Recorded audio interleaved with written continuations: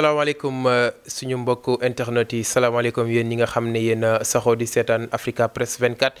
tey ñu dellu si waat ci seen rubrique de 0 à 100 waaye bala ñu commencé rubrique bi dañuy masawu di jaale di présenter suñu condoléance ki nga xamante ne nii mooy suñ kilifa gi fi wàññeeku fan yi muy Ousmane Tanor Dieng ku ko xam-xam ko ci wàllum pas-pasam ak yënguteem ci wàllum développement réew ak politique wu Sénégal ñu koy jël suñu njaal ñun waa Africa Press 24 teg ko ci loxo président de la République Maître Macky Sall mu jàllaleel ñu ko askanu Sénégal jàllaleel ñu ko famille am di ñaan yàlla xaree ko aljana te oyofal suuf si kawam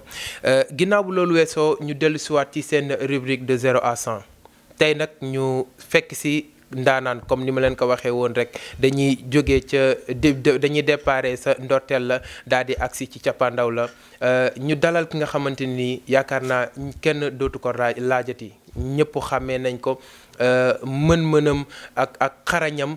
ci wàllu monde cinéma kenn dootu ko naatable ñu dox ba fekk ko tey këram mu dalal ñu dama koy jox kàddu gi mu nuyu téléspectateurs yi nuyoo ñi nga xamante ni ñoo saxoo di seetaan Africa Press 24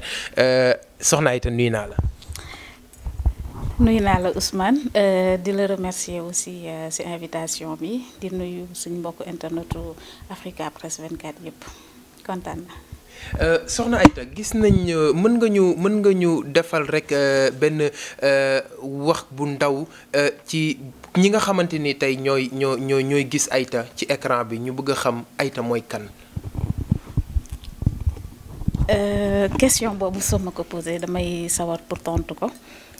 man la Aïta di doomu Thiès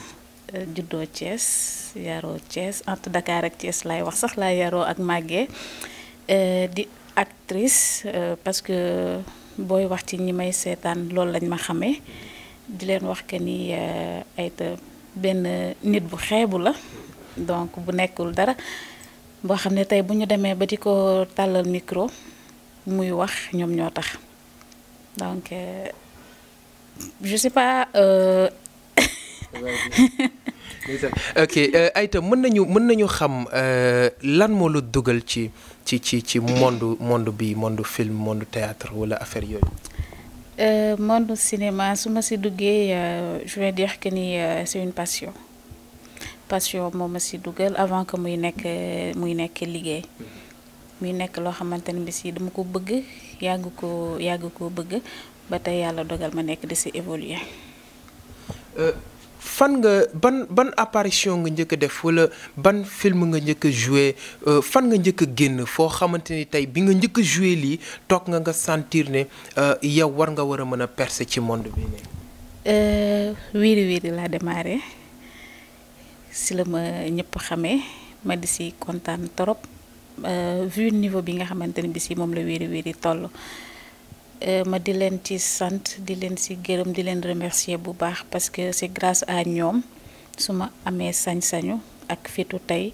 di bëgg évoluer ci monde cinéma. nan nga def ba intégrer li groupe bi nga xamante ni mooy Soleil Levant ba mën a jouer lii ci Wiiri Wiiri ak kan moo tax. Cheikh Ndiaye moo tax Jojo. di sama papa di sama xarit di mag tamit ci man donc moom moo ma jox rôle ci Wiiri Wiiri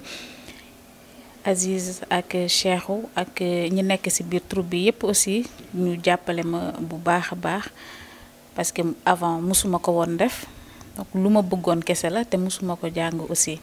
donc lu ma ci xam tey ñoom laa koy delloo. waaw comme ni nga ko waxee ci njëlbéen gi yaakaar naa Thiès kaay ku ko tudd xam ni mooy capitalu comédien yi ndax Thiès moom yaakaar naa maa ngi dégg nit ñi naan boo fekkee ñaar ñu xeex sax bul àtte ndax scénario la tey nga dugg ci monde cinéma nga toog di gis sa bopp ci télé bi di gis li ngay joué tey ndax monde bi nga nekk nii dafa changer vie bi nga amoon antérieurement avant ngay dugg ci monde cinéma wala déet. damay ñëw ci li ngay wax ci waa Thiès yi man su ma koy gis damay kontaan ni ñuy clasher diñ ci wax ba si récemment si bac bi rek maa ngi gis ñu si clash. Et pour man loolu c'est une fierté et que li ñu nekk di def nit ñi bëgg nañ ko apprécier nañ ko et que ñu ngi bàyyi xel si bu baax si ñun moo tax ñuy wax loolu. Je dirais que je suis toujours la même et je resterai aussi la même. lii nii c'est juste benn personnage boo xamante ni bi si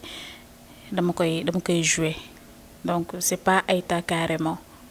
man su ma jouer ba pare pare naa si donc samay xaritu démb ñooy samay xaritu tey amul lenn loo xamante ne bi si changé naa ko si sama àdduna yaa que célébrité bi moo ñëw yokk si loolu moom moo si yokk mais aussi yóbbuwuma j'ai toujours les pieds sur terre. Parce que on a constaté que tey ñu mel ni yow sa bëri nañ fi sa moroom mi actrice yu bees yi doog a génn doog a dugg ci monde cinéma dañuy gis ni léegi dañuy incarner benn vie boo xam ne bokkatul sax ak nañ doon dundee bu njëkk ah donc on les entend un petit peu partout ci toile internet bi avec des bêtises et depuis lors yow dégguñu la. gisuñu la fenn ci loo xamante ni lu ñàkk fayda la et je me dis lan la quoi lan moo la différencier peut-être ak ñooñu noonu. Je dirais pas que c'est une différenciation mais chacune a sa vie duma juger kenn duma interpréter aussi kenn ni muy doxalee ak ni muy defee man ce qui me concerne mooy ni may defee. Et que damay sóoraale toujours que ni am na ñu nekk sama ginnaaw je dirais pas que ni je suis parfaite non mais juste que damay sóoraale sama ginnaaw damay defar tamit sama ëllëg c'est juste loolu mais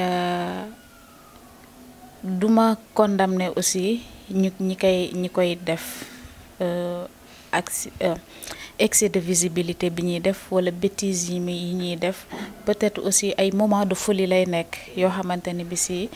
duñ ko tey wala dañu nekkoon di déconner ak seen di déconner bopp mu dem ba am benn ampleur boo xamante ne bi si du leen gënal parce que aussi c'est des humains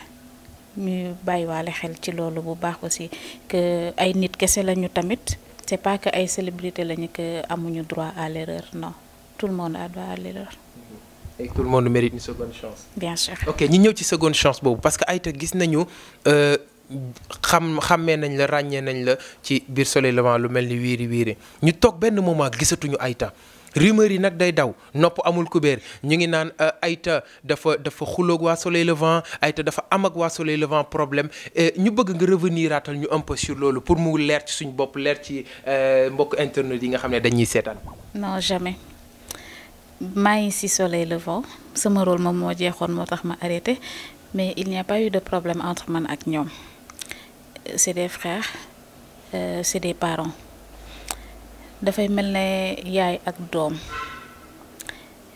dina dem ba benn instant boo xamante ne bi ci dootul nekk ak yaayam mais du tax mu tàkkali ko benn yoon ak yaayam donc dama jël loolu noonu rek comme exemple parce que y a un lien fort boo xamante ne bi si moom moo am entre man ak ñoom bu weesoo troupe bi c'est juste ça mais amul problème. parce que damay dégg ay rumeur comme ni ko nit ñi di déggee man nit ñi dañuy ñëw sama kër di ma wax comme man sama liggéey mooy damay porter la voix et que gis foo xamante ni tey am na benn lu xaw a lënt sax ma fexe ba mu leer ci nopp nit ñi et que mu am ay affaires yu ñuy wax il paraît que dégg na seetaan naa la sax ci beneen télé seetaan naa la ci beneen série pendant le Ramadan muy La Villa ngeen doon ko def. Et que nekkul Soleil Levant et depuis lors dégg naa ci ay divergences que da ngeen am problème ak Soleil Levant parce que da ngeen a jékki-jékki ber seen daara bopp et que depuis lors gis nañ ni gisatuñ leen sax fenn yoon ngeen am lien ak Soleil Levant à travers la télé à travers les séries loolu mën nga ñu ci revenir tuuti parce que dafa lënt ci suñ bopp lënt ci bopp internet yi. C'est vrai pendant le mois de Ramadan joué nañ La Villa. Avec d'autres acteurs yi nekkoon ci yeneen série comme Idole Pod et Marichou ak Wiri Wiri donc dañu jël acteurs yi nekkoon foofu de jeunes acteurs ñu boole ñu jouer donc c'était pour le mois de Ramadan et c'était juste dans ce cadre-là mais c'est pas question que dañu ber suñu daara non teel na pour ñu ber suñu daara waaye teelu tamit pour ñu ber suñu daara donc on avait juste envie d'essayer entreprendre c'était ça l'initiative on s'était fixé un objectif yàlla suturaal nañu ci ñu comment dire ñu réussir ko donc on peut trouver ça une réussite mais ça peut ne pas être le cas pour d'autres mais pour ñun du moment que essayer nañ et arrivé nañ au bout de nos efforts rek alhamdulillah c'était seulement ça mais amul problème franchement ak Soleil Levant. Parce que man damay dégg ay wax dégg naa depuis lors et puis bon xam nga nit ñi moom lu ñu remarqué rek la ñuy wax et qu'on a vu que depuis seen sortie boobu gisatuñ leen benn yoon ngeen jouer ak waa Soleil Levant gisatuñ leen fu ngeen même wiiri wiiri bi après dem nañ ba mu jeex gisatuñ leen ci déggatuñ leen ki et alors que pertinemment am na ay ñoo xam ne xam nañ ne scénario bi dafa laajoon yéen ngeen duggaat ci biir wiiri wiiri ngeen duggaat ci biir film bi ànd ak film bi mu jeex donc peut-être gars yi li ñuy soupçonné ci seen xel day am que peut-être lii ngeen def nii am na ñu mu neexul donc lan moo tax loolu en fait. En ce qui me concerne sama rôle dafa jeexoon depuis Paris donc je peux pas parler au nom des autres mais à mon nom personnel j'ai pas eu de problème pour terminer Wiri Wiri kenn arrêté wu ma sama rôle moo jeexoon c'est ça. sa rôle moo jeex. sama rôle moo jeex. et que donc tey bu la Soleil Levant soxlawaatoon di pare nga pour delluwaat foofu. suñ ma soxla woon woo ma dem jouer ak ñoom. mën nga ñu revenir un peu si seen projet La Villa. Au début c'était l'idée de BBC moom moo ñëw gis ma ak Kiné donc parce que Kiné la si njëkk a waxal en premier après mu ànd ak Kiné ñu ñëw fi ñu waxtaan si après on est allé voir Juliana ensemble ñu toog waxtaan si ak moom donc au départ c'était seulement pour l'idée bi c'était faire une série boo xamante ne bi si ça allait tourner autour de nous quatre. Et après ñu consulter la yow aussi ñu toog waxtaan ci ak yow et tout ak sa xam-xam ñun ñëpp ñuy toog di waxtaan jusqu'à ñu xalaat aussi intégrer ci yeneen góor yoo xamante ni bi ci dañuy jóge ci yeneen séries différentes yi comme déjà on était 4 filles donc après ci lañ la intégrer yow intégrer ci Idou ensuite Martin et JP et As. Donc noonu la affaire bi démarré mais idée générale bi ci BBC la jóge. amu leen problème pendant et après tournage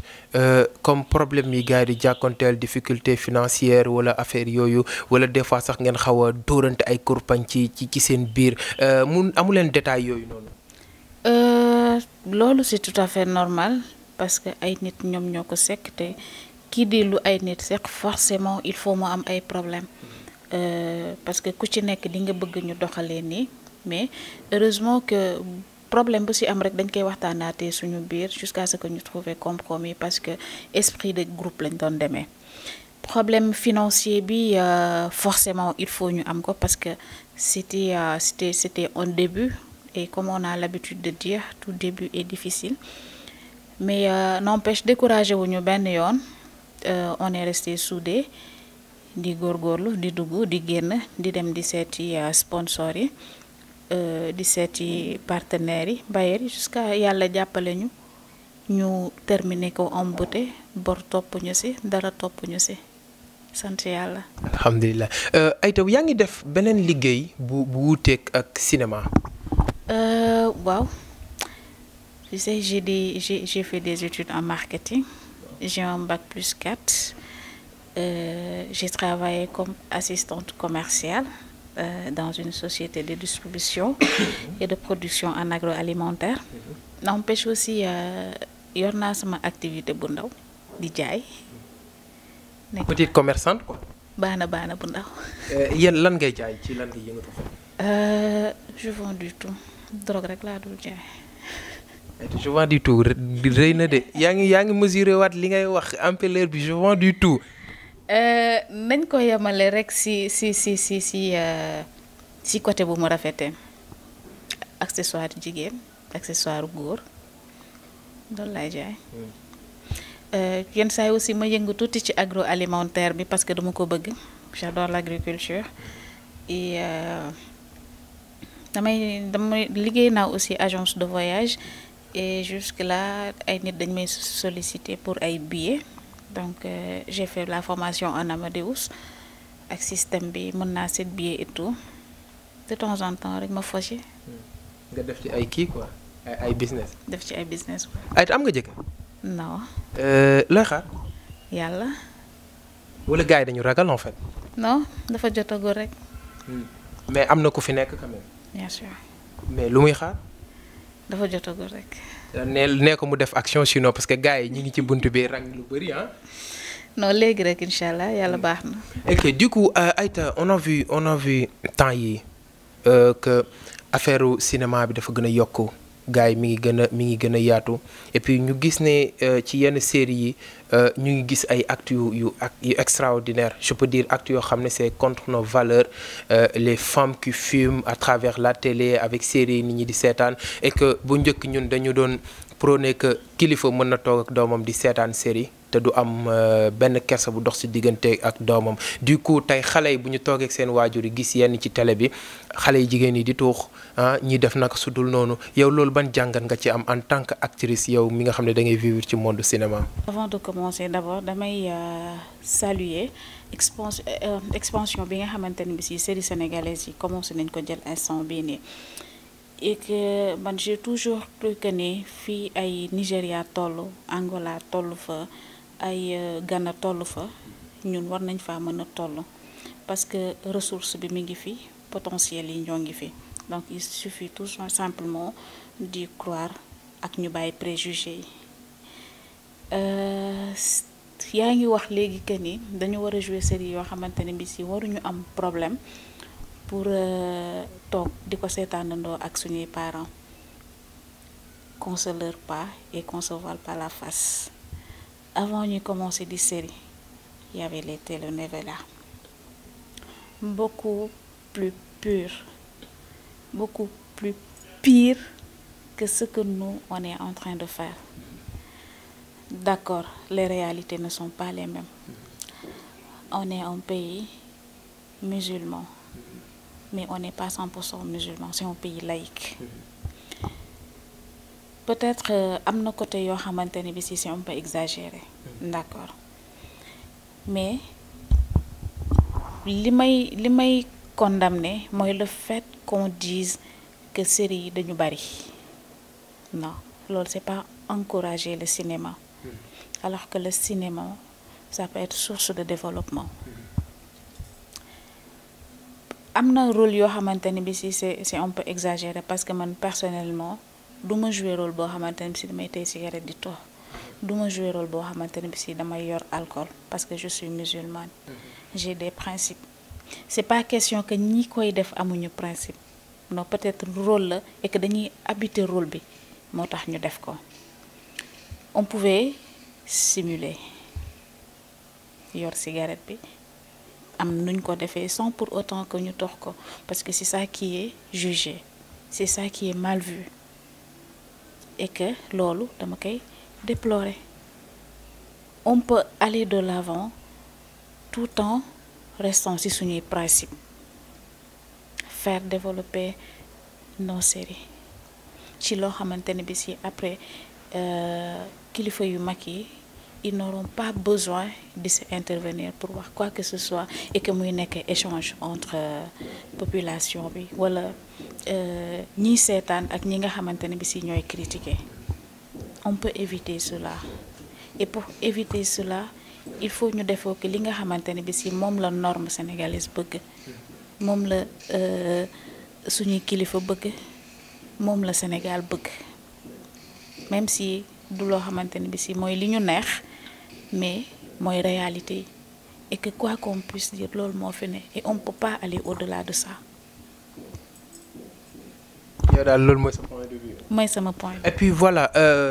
xam naa léegi tey émission bi jeex mais dafa am benn question boo xamante ni dafa